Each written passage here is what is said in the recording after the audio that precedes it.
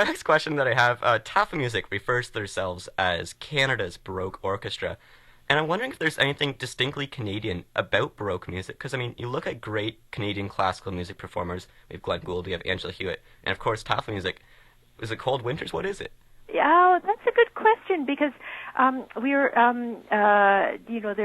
are a number of wonderful Baroque ensembles in Canada. We're not the only orchestra. There are wonderful players in Montreal and in Vancouver doing things similar to what we do.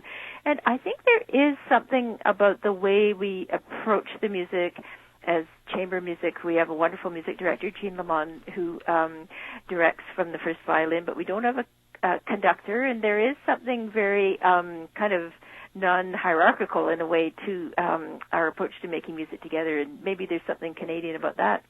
Yeah, I think that's quite the possibility.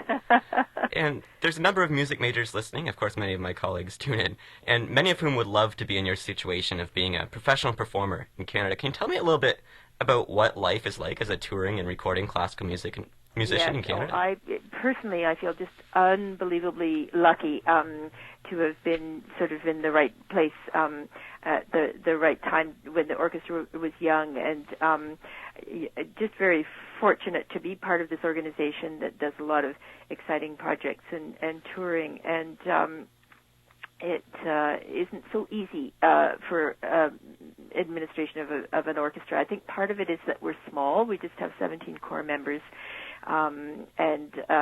So we're a little bit more tourable than bigger symphony orchestras, but we do about 50 concerts in our home subscription series in Toronto, and then we play, we're the kind of pit band for opera company Opera Atelier in Toronto. So there are many performances in Toronto, but then the season is filled out. We try to take a month off in July, and then we're orchestra in residence. We've been orchestra in residence for the past 15 or 16 years at a Mozart Haydn festival in Germany, and in fact in Europe we're sometimes better known for playing later repertoire than Baroque. But so we are busy, and I think we all feel very, very grateful to our administration that they're able to work that out for us. Right, and you mentioned being popular for the later music, which is something that I didn't realize until just a few months ago, that you have recorded a lot of Beethoven. And, yes. I mean, recording Beethoven from a Baroque perspective isn't really any different or less authentic than recording it from a Romantic or 20th century perspective. That's a good point, yes. It just brings a different kind of point of view. We play on classical instruments, the types of bows that they would have been using in Mozart and Beethoven's time, and it is interesting to hear those works with again different approaches and articulations and dynamics and so on. And with the instruments themselves, one of the big differences at Mozart and Haydn and Beethoven is the color of the winds and just the different balance that brings to the whole orchestral sound.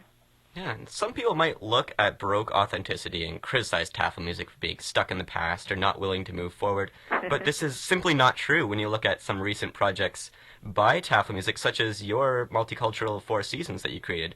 How did this come along, and how important is it for Tafelmusik to do something new? Well, we live in an amazing city with extraordinary musicians from all over the world. So part of it is that we've wanted to take the chance to be inspired by some of these virtuosic musicians from India and China and the Middle East. And that's one reason we've done some of these projects. We're also interested, and this is also, I think, part of the Galileo project tonight, in these events are concerts, and the music is absolutely central to the experience of the event. But sometimes when you put your own music in a wider context, whether it's a historical context from Baroque Europe or in a more global context, it just gives the audience something a little different to reflect upon while you're playing it. It turns a slightly different lens on it, and that's a very enriching experience for the orchestra too.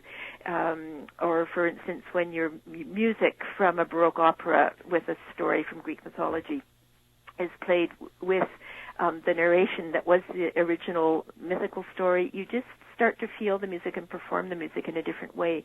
So I think it both informs the performing experience for the orchestra and for the audience, and just gives it another layer of meaning while you're listening to the music. Absolutely. And I'm sure you've heard the old joke about how do you get to Carnegie Hall, with the answer being lots of practice. Well, Tafelmusik must have practiced a lot because you just made your Carnegie Hall debut. What's it like stepping out on stage and performing there? Yeah, it was very exciting. We've played in New York many, many times over the years, but never at Carnegie Hall. And there's just something about that for musicians, of course, is something special, and that was very nice. And some of our long-term friends from our audience in Toronto flew down for the concert, and that was really fun to have them there. Right. Ms. MacKay, my final question. Carnegie Hall, Juno Awards, 76 CDs, world tours. What's next for Tafelmusik? Oh, goodness. We're going to be in Italy, playing an opera in just outside of Rome this summer in August. We're playing in a production of Don Giovanni, conducted by Kent Nagano, and we're hoping to do some more collaborations with him. And I think our one of our favorite things always, though, is playing for our home audiences in Toronto and around Canada. And we owe a big debt to the CBC for having played our recording so much over the years. And so when we come to cities, like Kingston or smaller cities out west, people really feel as if they know us through that exposure, and the exposure like your radio station too. And it makes a beautiful calling card for when we actually come to play in person, and that experience of playing live for the audiences who have come to know us over the years is a very exciting one for us, and one that we're really looking forward to tonight.